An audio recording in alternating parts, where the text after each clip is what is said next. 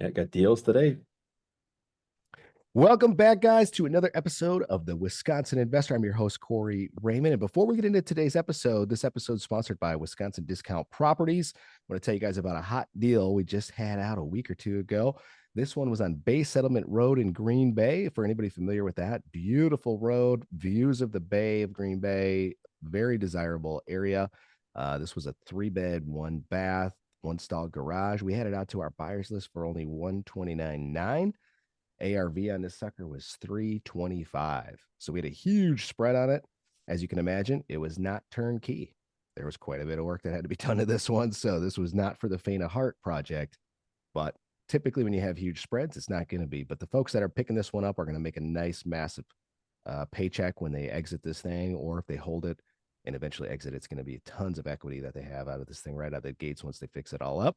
And some of those projects are the best. You put one of everything into it and you don't have to touch it again. And we'll maybe dive into that a little bit today. Let's get into today's episode. I got my good buddy Zach Big Money Morgan on today. Zach, what's up, buddy? Boom. New nickname. I like it. Yeah, oh yeah. How's it going? Thanks for having me on. You say that's new, man. I've been calling you Big Money for a long time. I Don't be lying. guess so, So yeah. Zach used to work for our company. You are now like one of, I don't know, like I think I've had like 2 or 3 former employees on here already. So excited for everything that you've gone on and done in your solo journey here in the entrepreneurial world after exiting the 9 to 5 W2. So today we don't want to focus too much on leaving our company, but maybe for other people who are working for someone else, we could talk about, just in case any Yeah. of our employees are Don't listening. won't coach your employees on what to Yeah, do. yeah, yeah. Please don't. Please don't. It's kind But of impossible not to. I mean, you're set up to. I say about you what I tell a lot of people who hang out with me is like you can't be around me too long without buying some real estate. that's So right. it's gonna happen It's like a eventually. virus. You hang out this too long, you catch it, Yep. and then you're screwed. You're sick for life Hmm. with it. Yeah. Well, tell us a little bit, man. So, give everybody a little bit of background on you. You're a younger guy doing real estate out on your own. Like, give us just a little background. How did you get into this thing? What prompted you to want to do real estate? So let's start there.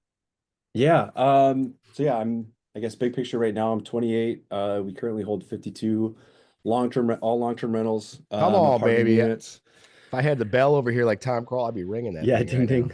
I got a bell too. It's somewhere in a box. It hasn't made it to the wall, but yeah, so we do that's the main thing. Okay. We also do flips, wholesales, on the side as well. Not a ton of that, but a couple a month here and there. Okay. As sort of keeping the active income going. I mean, passive income is cool and all, but it's not really passive and it's not usually consistent. It's If very, anybody very owns true. rentals knows. So Yeah. having some other sources is nice as well. Yeah. But yeah, starting out, I mean, I had wanted to invest in real estate for a long time. I didn't really know what that meant, but I mean, I found a whatever journal, little goals thing written out from like 2015. Okay. I was like, buy my first duplex, and um, I think I was living with my parents still. I don't even think I was Yeah. renting yet at the time. Yeah. So it's watching, Grant Cardone Sure. and Bigger Pockets. I think if they were started around that time, I think they probably were. Yeah, I think so. The social media stuff. I mean, I grew up with social media stuff, so Yeah. whether that's good or bad, we'll find out down the road. But that's those influences have been there, so you get to see obviously the highlight reel of what everybody's doing, and Yeah. real estate always sort of stuck out to me. It's like seemed like an obvious path that like a quote unquote easier way to build a lot of assets quickly Yeah. without a ton of capital Yeah. because I don't know about everybody else. I didn't have millions of dollars sitting around. I didn't get a trust Right. fund. Um, I wasn't making millions of dollars or anything like that to go buy a bunch of Bitcoin Oh yeah. or whatever other, assets or businesses and stuff like that. So Yeah. so it made the most sense. As far as oops, nope, I didn't exit. I thought I exited. Nope, you're good. You're still on. Career wise, I always loved sales, so this stuff always kind of lined up. But Yeah. everything I did was always sales. I mean, I was a personal trainer for years, but that was really, if you break it down, just sales. Mm. You're selling not just the training program, but selling somebody the future them and the them that they can be if they follow your plan, hypothetically. For sure. I sold insurance, and then I did all kinds of insurance, and then I met this crazy guy at a Wisco REI event who also loved cold calling as much as I did. Yeah. A couple And unicorns. yep. And you're like, we're both crazy. Why don't you work for me? And so that was January 2019. I think I left United Healthcare, and then I guess the rest was history. I mean, Yeah. banging out deals, wholesaling, and trying to buy as many of those as I possibly could Yep. Yep. For sure. till was that March of 2023? I think I so. I think think was it's the been time I went almost 2 solo. years. About 2 years Yep, now. Yeah. a couple weeks. Yep. Yeah. Yeah, for sure. And That's yeah, so I don't that was at that point I think I had 13 units at the okay. time, something Okay. like that. So that was with keeping personal expenses pretty low, that was like enough to keep going with having a handful of flips and buying more and stuff like that. So Nice. and it's just been rinse and repeat, doing the same thing Yep. over and over again, trying to get better at the stuff that takes time because time costs money Yeah. and continuing to grow and scale. Wow. So you went 40, you grew basically, I don't know, rough math, 40 units in 2 years or whatever that's been, basically. Yeah. Dang, Yeah, dude. just That's about, pretty yeah. good. Now, I imagine, are you using Burr on all these? Are you doing the Burr strategy on pretty much all of Yeah, your buy and holds? I was looking through everything to see where we've got money tied, and yeah, it's pretty much everything's been Burr. Wow. I think we've got every once in a while you get, an appraisal that comes in low and stuff like that. Sometimes you can't fight them far enough. Yeah.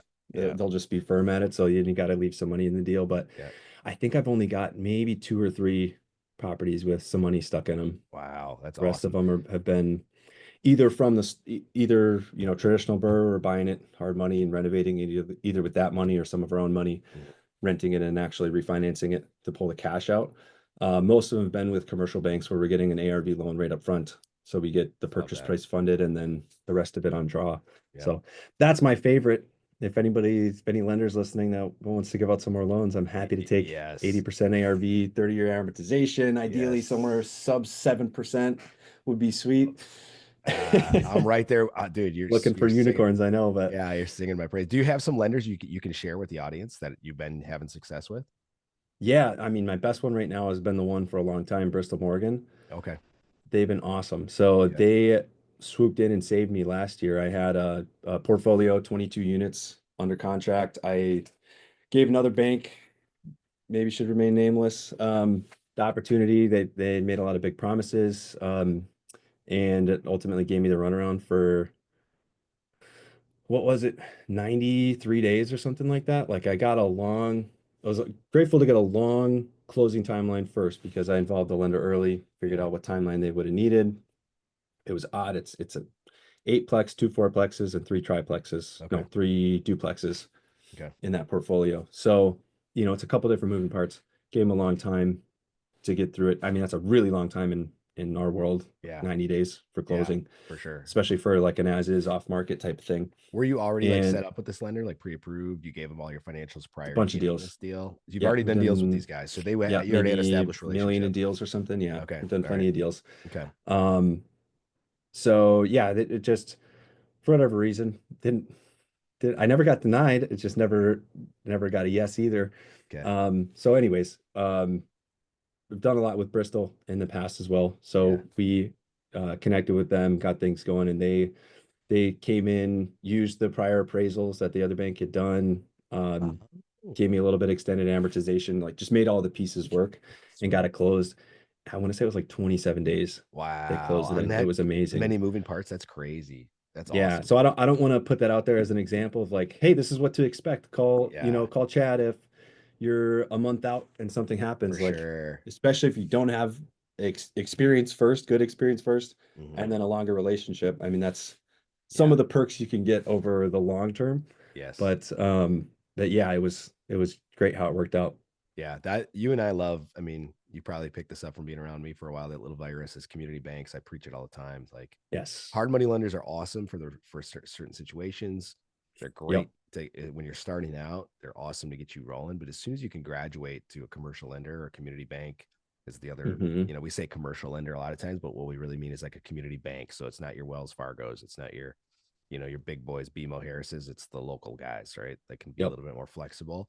And what I do when I'm Hmm. looking, and I want to hear your thoughts on this, Z, now that you're on your own doing some of this stuff, like some of the things I look for when I'm interviewing lenders is, you know, do you have how creative can you get with me if I have a construction project? Do you even have an appetite for that? I found a lot of credit unions, they don't want anything to do with construction things. Yeah. They want it turnkey. They want your rehab done. They want that baby stabilized, right? You can Yep. get some good rates and stuff, but typically they're not going to have an appetite for anything that needs to be fixed up. So Yep. I kind of exclude them right away from a lot of my purchases. But on the on the purchase side, I'm looking for that. And then communication for me is huge. Like I just tell the lenders right up front, like I need good communication or we're not going to be a good fit together. So like if we're 2 weeks out from closing and I haven't heard from you and Hmm. all this, like I may not do that loan with you. Like I need to be like where are we at in the process? And then if you tell me Yeah. something, you better stick to it. So if you tell me you can close it by a certain day, you better stick to it or it'll be the last time we ever do business together. So we have those kind of Yeah. conversations. What are the things that you look for? I mean, I'm sure some of those overlap, but is there anything else when you're Yeah. looking for lenders that you're That's talking the about? communication's huge. I mean, and I learned many lessons with that on being ultra clear with communication too. Because I've had them before, um, that they've, I was taking, hey, we should be good to go as we are good to go. I remember that one. Remember that That email? was one when you worked for us and you bought that Yeah. one. Like we Yes. should be good to go. And I was like, I'm gonna be hyper optimistic no matter what. I've got a disposition. But like I'm like, we're good to go. Like that's a guarantee in my mind. We Mm-hmm. should be good. And then turns out we weren't good. Mm-hmm. And we had to swoop in and get hard money last minute and stuff like that on that one. That cost you Um, 8 to 10 grand, I think, just by 17, 17. Okay, I was a little 17 short on grand. it. I remember. $17,000. Okay, yeah, Yep. Yep. that's a wound that still sticks. Because it was a big, I mean, it was 290 some thousand, I want to Mm-hmm. say, for a purchase price. So, Yeah. the points start to multiply after a little Mm-hmm. while. Yep, But closed is better than I'll pay that 17 grand every single day if for I'm sure. closing that deal again. Yep. No, you So, guys still did good on that one. Mm-hmm. haven't done another one like that since. I mean, that's No. kind of a niche topic, but Yeah. yeah, the duplex conversions, those are Yeah. special. Yeah. But yeah, for other stuff I look for, I mean, communication is big. I asked them up front too, like what their appetite is for this type of stuff. I just try to Mm-hmm. explain to them as clearly as possible my business model because it is weird. Like this is the only world I've been in as far as real estate. I was never a realtor. Yep. I've bought one property through a realtor. Yep. Everything else has been off market, direct to seller, that type of stuff. Yep. So it's a different world than it like we're in a small percentage Yeah. as far as this goes. So Yeah.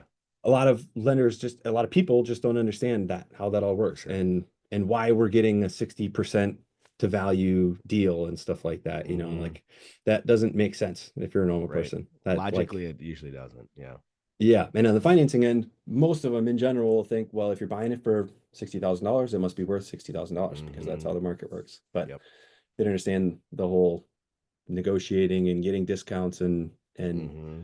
forcing value and stuff like that. So explaining that helps a lot of like, hey, look, I typically am buying deals that are I aim for 50 to 70% of value. I'm going to do some improvements on them and they're going to appraise out X, Y, and Z higher, and then I want all Mm-hmm. my money back and I don't want any dollars stuck. Yep. And like Yeah. it is a tall ask, but It is. the if you're doing it right, the value's there for them too. Exactly. They get good loans through, an experienced investor. They got their Mm-hmm. rental properties. There's not a whole lot that can go wrong in the, Mm-hmm. real basic level. Yep. There's income coming in. Yep. So yeah, I'll go through that because I've made that mistake before too of just sort of like, hey, do you work with investors? And they're like, oh yeah, yeah, we work with Mm-hmm. investors. Yeah, we like rental property, we like landlords, that type of stuff. And then just how they do things is a little different. Like they're Yep. ultra conservative. So Yep. the appraisals are just gonna, not that they're telling the appraisers to appraise them low, but the appraisals are gonna come in low. Yeah. They're not gonna be super aggressive. They're not gonna be willing to get real creative. So Yeah. those conversations up front help a ton. Yep. I just had a conversation with a lender this week, a new lender that just kind of popped in my radar, small community bank.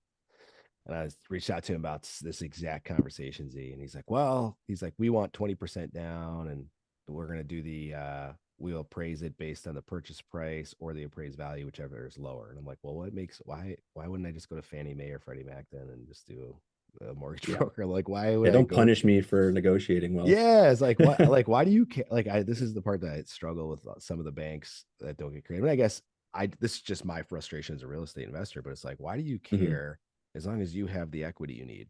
Why do you care? Right. Right. Yeah. Seller Whether finance I'm too. paying it or it's there. This is another thing that some banks I struggle with. Is I say I've reached out. We've had a couple deals through Wisconsin Discount Properties we put out where we've negotiated seller financing terms, and the Hmm. seller's willing to be in second positions. Which is, for those that don't know, second position is a riskier position. If it gets foreclosed Yeah. on, they have a lot less leverage, or there's a good chance they may not get any money back if that first position lien holder can only recoup their principal and nothing above that or whatever, right? And so so I'm like, hey, I got the seller in second position. Are you guys cool taking a first on it? They're like, well, how much money would you put in? I'm like, well, ideally none. I've negotiated the Right. 20% spread I need, and the seller's going to put that in. And they're like, oh, no, no, you got to have some skin in the game. And I'm like, why? Why do you care? You've got your spread. Why do Right. you give a rip? The seller's just coming in. So I'm like, what if I create an LLC with the seller and then we become partners on it? Well, that's different. How is that different? It's not Yeah. different. It's the same amount of money. I don't know. Just in the paperwork, it's different. Yeah. That's Drives me silly. nuts. Drives me Yeah. nuts. I haven't had one personally that's like that with a seller in second. I've done a handful of the seller finance stuff, but I'll like on the portfolio, the multiple properties. Mhm. I wanted 20% of that one seller finance, and we ended up just allocating it to one property that equaled exactly 20%. So Oh, he gets to nice. be first position on that property, and then the bank Uh, gets to be first position on all the other ones. And they, considered that in the whole of it, the value of that nice. one still, because it was still whatever, 62% of its, future value. So Yeah, they still considered it in the total appraised value and stuff like that. that's awesome. So, And just for the audience, if you're not familiar with, if Zach and I are talking a little bit over your heads, okay, the ARV loans that Zach was describing, there are some banks, and again, it may take you a while to get to this level with some banks. It's a relationship game, it's a credibility thing. So if you're just starting out, don't get frustrated if you can't get a community bank to offer some of these, but they're unicorns. There's a handful, very small handful that will lend off of the future value of the house. So what happens is you get the property mhm, under contract, you give them your scope of work. Like, I'm going to do flooring. I think it's going to cost me $6,000. I'm going to do windows, like whatever. You just spell it all out for them. They hand that to the appraiser. The appraiser comes, looks at the property, says, oh yeah, if you do this scope of work, this is what it's going to be worth. They give that to the bank. The bank lends you some percentage off of the future value, which is insane. And it's an insane way to grow wealth really, really quickly, because you don't, if you do it right, you don't have any money into the deal other than maybe in between draws. Maybe you got to mhm. pay the contractor directly before the title company or the bank cuts you the check. But ideally, you got no money into this thing, and you got a fixed up property. You didn't have to go through a hard money lender to do that, where you're paying points and fees. And I mean, it's just an awesome way to go. And again, it might just take you a couple deals or a longer established relationship with some lenders before some of them will be able to do some of those things for you. Some other lenders that I've had before, Z, I don't know if you've used any of these, but they've lend off of the, like, they'll do like 85% of the purchase price and then like 85% of the construction costs. So you're still getting Yep. a good chunk of your cash during the rehab, and then they'll refinance on the future value at the end. So hopefully you've forced enough appreciation, you can pull all your capital that you've had out. So you may have to just Yep. have a little bit of capital for a little bit of time in there. But I Yeah, love it, some man. can get creative that way, which are nice too. I haven't personally done one like that, but yeah, I've seen them Yep. seen them out there like that. Good option if you can't get a unicorn loan. Yeah. They're more unicorn these days, I think, than For they sure. used to be. But Yeah, dude. 20 yeah, 2020, they were handing them out like candy at a parade, man. It was yep, it's like so easy to get them now. It's like, yeah, you gotta know somebody who knows somebody sometimes. yep. And I think Those, there's some qualifying criteria. I mean, obviously on your personal income, personal yep. credit profile and stuff like that. I think most of them want you to own a personal residence as well. Okay. Um, and I think it's got to be in an LLC. Obviously, if it's a Yeah, yeah. commercial loan on residential property, they Yep. want it in an LLC. So not a ton of criteria Hmm. in the grand scheme of things. And then I think experience is the biggest. Yeah. So In like relationship, trust. Yeah. using whatever you can, hard Hmm. money and stuff to get started Yep. on those first few just to cut your teeth a little bit Yep. For sure. and then getting into that. And you mentioned something before. You've got a couple deals where you got some cash stuck into them. And what I think is important for people to realize, like, I just did a solo episode on the Burr strategy. And I don't even know what I said. I rambled for 40 minutes about it, but I don't even know if any of it made sense because, you're just talking. You don't know if it's Hmm. making sense. But the thing that struck that conversation is there's some investors I talked to at some of these networking events, which I want to get to next with you. And they're like, got these big goals, right? Like I want to have, 50 properties like Zach Morgan. I want to be like Zach someday when I grow up, right? And then I'm like, well, when do you want to get there? And it's like, oh, next 3 to 5 years. Okay, cool, totally achievable, right? Then it's like, well, Yep. what's going to be the next property? How are you getting it? And they're like, well, I'm saving up my cash right now. It's like, okay, for what? For down payment. Well, what kind of down payment? Like 20%. I'm like, oh, it's nails on a chalkboard. It's going to take you forever to get to 50 units, Yep. But what you were describing, I think the contrast that people don't understand is you mentioned like you didn't have money for Bitcoin, to go buy a bunch of stocks or these types of things to get wealthy. What's really powerful is when you look at even those deals that you have, when you utilize the burst strategy, and even if you still have a, Hmm. a certain amount of money in there, your cash on cash return, which is ultimately the return on the money you have invested in the property, is still astronomical because it's so much smaller Hmm. than putting 20% down plus rehab money. Then looking at your returns, you're putting Yeah. like a much smaller amount into the property, and anything you get out of it is just juiced because of the leverage that you have. Yep. So, Yeah, the if you look at it that way, like how productive is the money, it's still more productive than it is sitting in a bank account or whatever. So yeah, it's still working for you. But yeah, same idea. If someone's saving up for 20% down, it's going to take a while. yeah. It's a fine, I mean, if you're okay doing it over the course of, depending on how your income is, Mm-hmm. you know, 10 or 20 years, Yeah. Well, like and it's everybody's goals doable. are different. I've talked to some people, they just Yep. want to buy like a nice turnkey side by side duplex every year, one a Yep. year, and then that's good for them. That's great. Awesome. But for people who have some bigger aspirations in a shorter time frame, you gotta Yeah. you gotta utilize the burst strategy, in my opinion, to get there. But Yep. let That's what I let's always ask people too, is like, what's like what the end goal is? Because like not everybody wants to be self-employed necessarily and do this all. Like, and I definitely would say it's not for everybody. Like it is pretty lonely doing it on your own, right? Like it's me, myself, and I in the office every day, and Yeah. we argue with each other a lot. Yeah. Like Yeah. it's so if you've got a job that you can keep, the high income job is usually what I recommend for people, and sales is usually what I recommend, but that's Yeah. just from experience what I can recommend. Like try your number one way to be a great real estate investor is to make a bunch of money. I know that doesn't Mm-hmm. sound like that's not the answer anybody wants to hear. They want Yeah, to hear like, oh, just do these 5 things and you can have $1 million in real estate. But for sure. if you make a bunch of money first, it's going to be a whole lot easier to get Yeah. loans to, I mean, I had to pad the portfolio for a while, like in those first really 4 years buying stuff. Like there'd be stuff,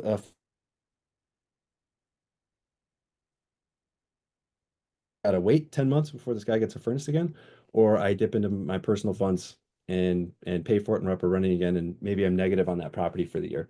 Yep. But I could eat all that for the first 4 years until there's enough of them there that you can eat it with the other ones Yes. too. Yep. So yeah, but I mean, if someone loves working and has a great job and makes a lot of money, and Mm-hmm. maybe they don't want to have 100 units, maybe they want to retire with a couple extra $1 million in income producing assets. Like, how awesome is that? Yeah. And Yeah. then that's sort of like gravy on top. You save some on taxes for depreciation and maintenance and repairs and stuff like that. Exactly. You got a little tax shelter, a little extra income, and a little nest egg sort of thing, to pass to the kids or pass the equity or whatever. Yep. Yep. And I think like we talk about risk now when you brought that up, like my parents are I've mentioned this to them a few times. They have one duplex right now. They've had like a couple duplexes at any one time, and then they usually their MO has been like have it for a couple years, sell it, make a nice little spread, Hmm. right? And have long term capital gains or short term. But they've had this one, and I'm like, gosh, that's actually riskier than if you have 10, because now you have one vacancy Yeah. you have 50% vacancy versus having 10 doors, and now you have a vacancy that's 10% vacancy, right? So it's a Yep. much you have you spread out your risk a lot more, and like you said, now you're getting a lot of cash flow from a lot of them that don't have maintenance issues to pay for the one Yep. that does, right? Where if you have one and it has maintenance issues, it eats up all of your income for the year. So Yep. anyway, but you're right, you do have to have some capital to be able to cover that build phase, right? To be able to get Yeah. that snowball rolling downhill a little bit. I think it's Yeah. So important. don't quit your job yet. Don't, yes, there you go. All my employees listening, don't do it. Don't quit your job. And when you have enough to quit your job, wait like a year, I would say. Yeah. Let it stabilize, let it Yep. iron out. For Like, sure. unless you're in the active income, I mean, if you just want to be a flipper Yep. and wholesaler, and where your You're next creating month's cash. check depends on the deals that you're doing, Mhm. that is still risky in a way, but it's a little different because you don't have residual, you don't have the residual benefits, but you don't have the residual risk either. So For sure. Yep. Let's transition into networking stuff, Zach. So you brought up initially you and I met at a REIA event, or for those of you that yep. know, real estate investor association event, and that's how you and I made the connection. So that's how we met, and then we run a group now called the REI Success Club in here, and actually the gentleman I interviewed who's going to be the week prior to you, Zach, that's how he and I met. I actually called him on my way to the REI Success Club, and he had like a 2 hour window to drive from Shawano to Green Bay, which for those of you that don't know is about a 45-minute drive, maybe an hour. And he's like, "Yep, I'll be there." Showed up, and his business went Nice. like this. And then Yep. you've gone out and done something really cool, kind of tapping into a market of networking that I don't think anybody ever had prior for real estate investors specifically. You run something called Caffeine and Cash Flow. So a different time, hmm a little different format than the RIA groups. Talk a little bit about Caffeine and Cash Flow. Where you guys have these? What are the benefits you've been either gaining yourself or that you heard from folks that are attending these? How does it work? Just tell us a little bit about networking in general too, how that's Yeah. affected you. Networking has always been huge for me. I mean, obviously that's where we met and has been a huge part in me being able to grow and scale. I mean, first of all, you get around other crazy people who are doing the same thing, so it seems a little less crazy, Yeah. like taking out all this debt and fixing up all these properties and dealing with the stuff that we deal with. But I mean, just like it's like the power of the mastermind. I mean, it's like mastermind light because you're not going hyper specific on specific topics or people's businesses, but just on the networking end of it, getting to share ideas, resources, like you're having trouble with plumbing all the time, for example, then someone goes, "Well, I just switched to these faucets or I use this person and they take care of that stuff." Like Yeah. that transfer of information happens so fast and transfer of knowledge, like you can solve so many problems in 1 hour, just like what seems like just chit-chatting with Yeah. people. Yeah. But like so much gets done if you do it right, if you're focused on intentionally like meeting new Mhm. people and sharing ideas and figuring out what they do, you Yeah. can learn so much in between the lines just hearing what 100%. people do. Yep. So yeah, for caffeine and cash flow. So I started that I think it's over 2 years now. Yeah, just over 2 years now, I think I got that started. So that is it's all in the morning. So I wanted something. I'm way better in the mornings than I am in the evenings. I got young kids, I get tired, Yeah. not to make myself sound too old, but um and I wanted something right in the morning. I'm way more of a coffee guy than anything else. So started just with Green Bay. We did hour and a half, 100% networking. We do just introductions. Everybody goes around, says who they are, what they do, if they have anything specific, like if they got a deal right now that they want to sell, Yeah. something's, money that they want to spend or money that they want to lend, something like that. And it ended up being a mix of real estate investors, real estate focused agents, lenders, insurance agents, attorneys, that type of mix. Because of the time that it is, so it's 9 to 10:30 in the morning, very difficult to get there if you have a regular job. Right. So not that I don't want to network with people who are still in the 9 to 5, because I think Right. that's great still, Yeah. especially I was in that for a long time Mhm. in the build phase. But it creates a little bit more of a focused group of people who are hypothetically doing this full time. You either got a lot going on that you're working for yourself, or you got nothing going on, and that's why you're Yeah. there. So it's You get the mostly, extremes. You got the far left yeah. and the far right showed up. Right, seriously. So so it's been cool. I mean, a lot of connections, a lot of deals being done and stuff Yeah. like that. And it's grown now to 5 locations. So we got Green Bay was the first one. So we got Green Bay, Appleton, Sheboygan, Milwaukee, and Watertown. Those are the Sweet. five we've got rotating right now. Every month, it's just one meetup per location per Awesome. month, but that makes it so every week there's one of them that you could go to. If you're Yep. I'm pretty area specific. Like I'm focused in Appleton, Green Bay, Manitowoc, Sheboygan pretty much. I don't really dip into Milwaukee. I don't go further south than Appleton really. So those are the main ones for me, but there's a lot of people I see at all of them and they buy everywhere. So Yeah. you get to meet like the local experts there. I need a guy to close stuff. I need a lender. There's contractors that come to a bunch of them. Nice. You can get like depending on the day in the room, you can get like a whole real estate business in one That's with that. awesome. So it's been really cool. And I've had a handful of people not graduate because it's different things, but who have been coming to all the nighttime ones. They go to Yeah. the Wisco REIs, the REI success stuff too, and then they come to like their first caffeine and cash flow because they left their job and now they're free in the morning. Oh, So it's that's awesome, always dude. kind of fun. That's great. But yeah, so it's a good free network. We do caffeine and cash flow on Facebook on the Facebook group. I would say the other groups do a better job of um as far as the Facebook group goes, Yeah. like being more active. Yeah. Not a ton of people are active in caffeine and Okay. cash flow. Honestly, it's usually just me posting Okay. stuff in there, updates Okay. when the events are. Yeah. But good place to join if someone wants to see when the events are and stuff like Yeah. It's that. just a good way to stay up to date with when they are, when they're happening, get it on your calendar, that kind of Yeah. thing. Yeah. Sweet. Yeah. The networking piece is so huge, right? And like you said, it's what I love about what you said is intentionality is one thing you Hmm. mentioned. You have to be intentional. What do you need to get out of it, right? Or who do you Yep. need to meet, or what's a connection? And the cool part is, even at Caffeine and Cash Flow or the REI Success Club or any of the RIA groups around, if if that person's not in the room, but you ask for that person, chances are somebody in their network, somebody's network there will have a connection for you. So even if they're Yep. not there, so you're gonna, you get out of your comfort zone if that's scary to you to go in a room of a bunch of people you don't know. It If you're really serious about expanding your business and exploding it, you got to be going to networking events, especially early on. I know some guys now that are pretty well Yep. established. They're very focused on what they do. They stay in their lane. They don't typically go to the networking things, but they did at one Yep. point, and that they'll tell you it was a huge part of their success. So I know I bug those guys too because I'm like, you're the people who should be here. yeah, You know, yeah, like yeah, yeah, I know you're dialed into exactly what you're doing, and that's what other people need to hear too. for sure. So yeah, I always hound those guys who are like, I got a lot going on. Yep, Pretty experienced. So like yep, exactly, yeah. yeah, Let's all you never know what you're gonna learn. I think I've got a decent amount of experience. I learn yep. something every single time. Oh yeah, Any the REI Success, Caffeine and Cash Flow, Wisco REI, any of those I go to, for sure. there's always a new connection, somebody doing something Yep, differently than we're doing it. yep. I mean, there's so many microprocesses involved in all this stuff that like if Hmm. someone tweaks, like we were talking about AI, if someone Oh has yeah, some tool like, oh yeah, why don't you just throw it in whatever this system and it, yep, it makes it all simpler. for Like sure. Yep. all Let's those talk real all those quick little about things. let's talk real quick about AI, because you and I were chit chatting about this a little bit beforehand, and I don't think I'm an expert at AI by any means. I'm just kind of fascinated by it all right now, and I Mhm. think you kind of mentioned the same thing.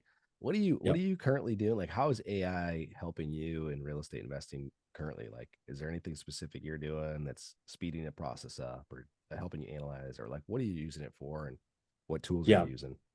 So I'm pretty green still as far as the AI goes. I've probably started adopting it realistically in the last like month or two, Okay. really using it, maybe three.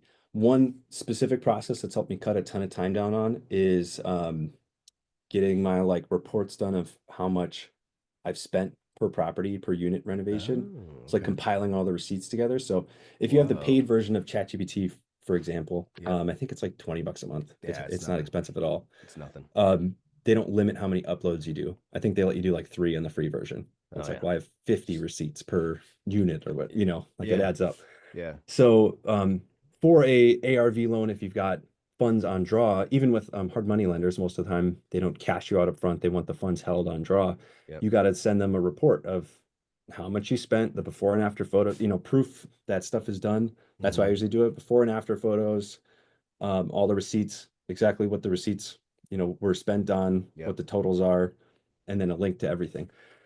So that process usually took me probably about an hour to Okay. go through and like compile all the photos, um, get all the receipts, build a spreadsheet, that does the math and link every single receipt and all that stuff. Yeah. So now I copy and paste my before and after photos into Okay. ChatGPT and I upload all the receipts and I tell it what to do. So I say, hey, I need a spreadsheet that shows how much was spent, what it was spent on, um, what store it was bought from, and then here's the link to paste on there for the receipts. And it takes a few minutes and it boop, builds a And spreadsheet. You got to check the math sometimes. yeah. Like sometimes it doesn't read it correctly, but Right. it's pretty dang accurate. That's And then I awesome. can download it as an Excel spreadsheet, send it to my lender so I can get the drawback, So it's saved a ton of time. That's awesome. I love that. That is so cool. Every time I hear stuff, he's like, I was talking to my team yesterday. We were doing some one-on-ones with everybody, just going through their annual goals and stuff. Some people got some fitness goals, and I'm like, have you ever thought about asking ChatGPT to write you a fitness program based on your goals? And they're like, huh, Yeah. no, but I'm going to. And I'm like, yeah, you can just use it for anything. Like it's amazing. $20 a month, it's like saves me so much time. I've been using a lot to Yep. analyze deals or just to run scenarios on deals. Yeah. And it's made me want to buy so much more real estate. Like when I look at like the equity I'll have after 5 and 10 and 15 years, I'm like, why wouldn't Hmm. I just buy everything? It's just Yeah. like there's so much, like in 5 years, my future self will thank me because I'm looking Right. at before I hated having to go into like a spreadsheet and like plug it in and try to do a pivot table or whatever the hell, some graph or something and try to get it to come up. Like I don't have patience for that, but I can just go plug in the scenario into ChatGPT and it spits it out. Now, as I go, like if I start asking it to tweak it, I've noticed it makes some errors if I keep saying, oh, go Yeah. back and do this differently. So sometimes I have to just start fresh again with a new prompt of like, oh, I messed that prompt up. I need to do a new one. But it's like, it saves me so much time. I can analyze a deal and the future value of it and the equity and all that other stuff in 30 seconds now. Yeah. So, Yeah. I haven't used it a ton for deal analysis, but that's something I thought about. I'm sure it's great for that. I mean, because if you use I'm pretty simple. Like it's a Google spreadsheet with a real basic calculator built in, and yep, then I figure out the rest. yep, So you can even, I mean, you could take, like, for example, the thing I just said, I upload all these receipts, how much it costs to renovate a unit. yep. You could even upload that as an example if it's kind of close and say, hey, this is a little bit bigger, a little more square feet, has a few more lights than that one does. Use this as an example, give me an idea of roughly how much this will cost. Oh, That's taking love from that. your real experience and real expenses and helping you run numbers. I Because I know love that's it. something people struggle with early on. It's like, well, how do I know? I didn't know what a water heater or furnace was. I didn't know the difference between the two when I first started. Me too. So how am I supposed to know how much it costs to replace? And then how Mm-hmm. am I supposed to know how much it should cost to replace? Because Yep, what quote you get and what it should cost can be two different things for sure. on either That end of it. So That's great. yeah, I And can. I didn't know that you could create your own, it's called create your own GPT. And so for those of you listening out here, I haven't used this yet. This was life changing for us. You go up in the upper right hand corner. If you're on the desktop, you hit your settings, it drops down, and I think it says like my GPTs, right? And so what Zach's Hmm. describing is like you could create your own GPT where you're going to feed it information that you want it to learn on a certain topic or something that you want it to do, and then you use it only for that, and then you can keep tweaking that GPT. So you want to come back in and run another analysis like what Zach is describing. Say, hey, go back to the last property that we analyzed, and this one's now 400 square feet bigger. It also needs windows. We think the windows are going to cost $500 a piece. There's 30 of them. Give me the Hmm. breakdown of what it's going to cost. And now, like, it'll just keep learning as you train it to keep going. It's so cool. I love this stuff. I got to build one of those today. Yeah, I don't have one of those built yet. I'll I've just help been you. starting fresh. I'll help you if you need it. Yep. That way it That's can just awesome. keep learning from you. All Yep. right, Zach, let's start wrapping this baby up because you got to get building your GPT here. Okay. I know Yep. you got to get that out there.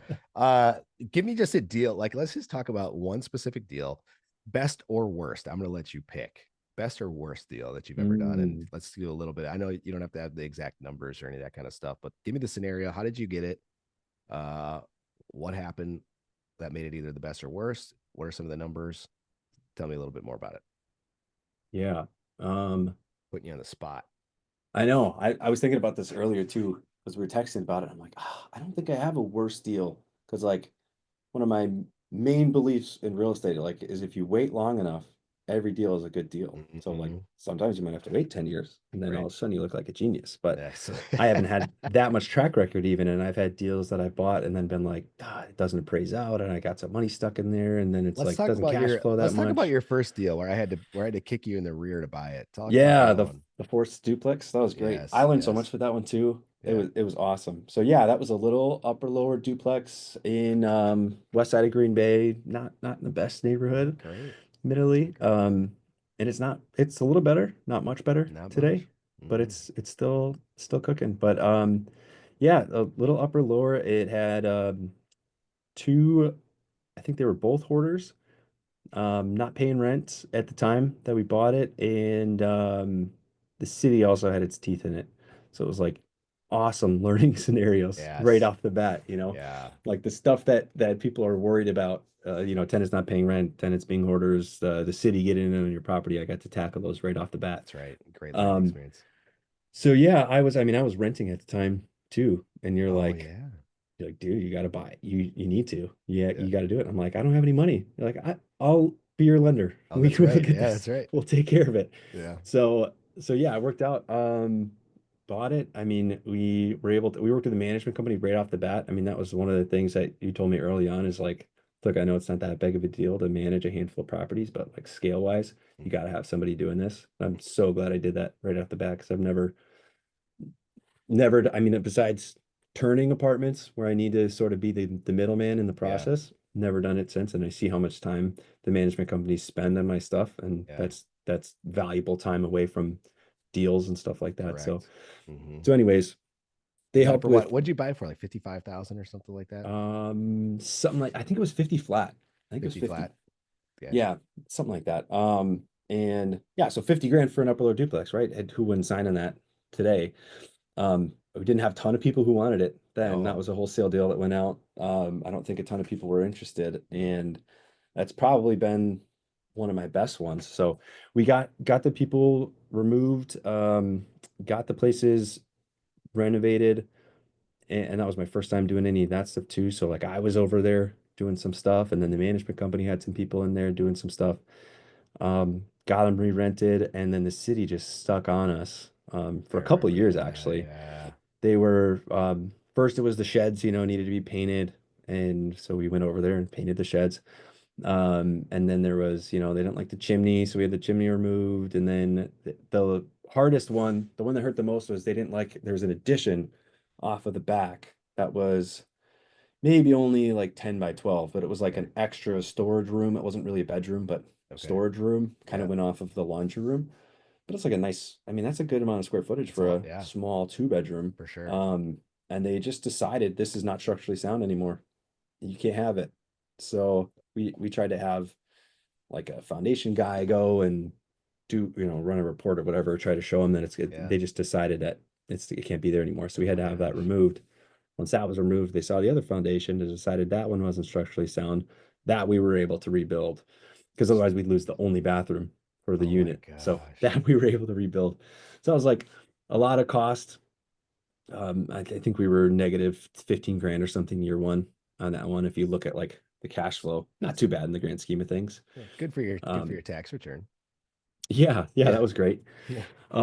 But just for the experience, like I'm glad we ran into that stuff. We also Yeah. had a management company that was not doing well on Yeah. that. So I think they cost us a lot more than we should have Sure. for the renovations that were done. Yep. And we changed that January. I think we bought it in June, changed management companies the next January. Nice. And I've been with that same one, Main Street Management in Green Nice. Bay ever since. Nice. For all my North stuff anyways. Cool. So, but that one, okay, so I'm getting a little into the weeds, but numbers wise, Yeah. so 50,000 purchase, it appraised at 72. We bought it. So just enough to refi you back out Yeah. Thank and you. get a 30-year loan on it. Didn't have an LC at the time, so that was under our personal names. So October, I think it was, of 2023, you know, I had whatever it was into the 40 somethings that we owed on it. And I'm like, this place has to have appreciated quite a bit. Yeah. We've got more projects, like let's pull some cash in this thing. Yeah. And appraised for 177 or something like Come that. on. Crazy. Dang, So dude. that's what, 4 years later. Woo. Yeah. That's not a whole lot of time in the grand scheme of That's things for real estate. amazing, dude. Now that was a DSCR loan. Okay.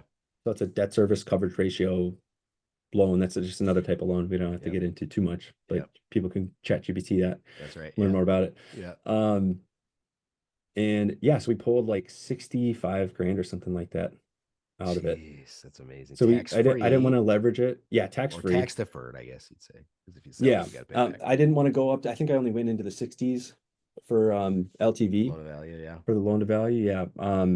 But still, I mean, 60 something grand free, It's tax free. amazing. There's your So cash cash flow, flows just baby. fine. Four, yeah, divide that by four. What's 60 divided by four? I don't Where's know my the math on calculator? that. Yep. 20 something, right? Or Yep. Yeah, that works. Almost no, 20. 18, 18.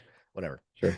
We're That's gonna get, we're gonna ChatGPT. get, we're That's our brain now. good thing not many people listen to this podcast, actually. We don't have to worry about anybody blowing us up too much on our Cut math. that But out in post. yeah, either way, that's your think about your cash flow now. That's over $1,000 a month that you made on that property in cash flow. Yeah. If you look at it that way on the refi, and you still have a bunch of equity because you only went 60 some percent of loan to value. So I mean, Hmm. that's where I think people often miss the power of just buying and letting things just appreciate and Yep. let your tenants pay that debt down. And you just Yep. create your own cash flow that way. Even if you guys didn't bring in $1 for 4 years, that Right. net cash Still be flow worth it, grand scheme is of still things. worth Yeah. it. And I still And own it. It's and like I it's, didn't have to exit the asset to finally collect on it. yeah, Was dude, able to pull a little bit more debt on it, and it's still cash flow positive. I love Uh, it, buddy. I love Yeah. it. Well, dude, this has been awesome. We got to get you out of here to get you making that GPT as quickly as possible. Before Yep. we I'll go, build though, more we always assistants. ask, that's right, favorite place in Wisconsin to visit or favorite Wisconsin tradition for those folks who aren't real familiar with Wisconsin yet. Ooh.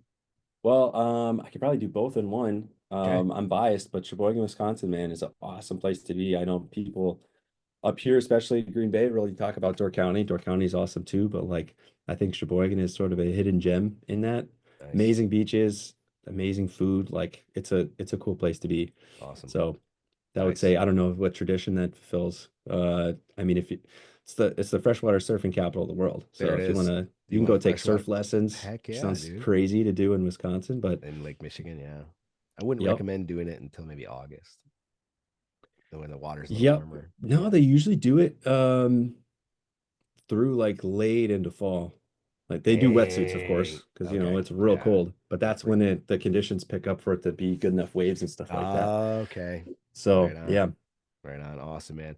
Well, Z, appreciate you being on, buddy. And always great to catch up with you and hear what you got going on. For those of you guys listening to the podcast, we appreciate you guys tuning in. And we'll see you on the next show.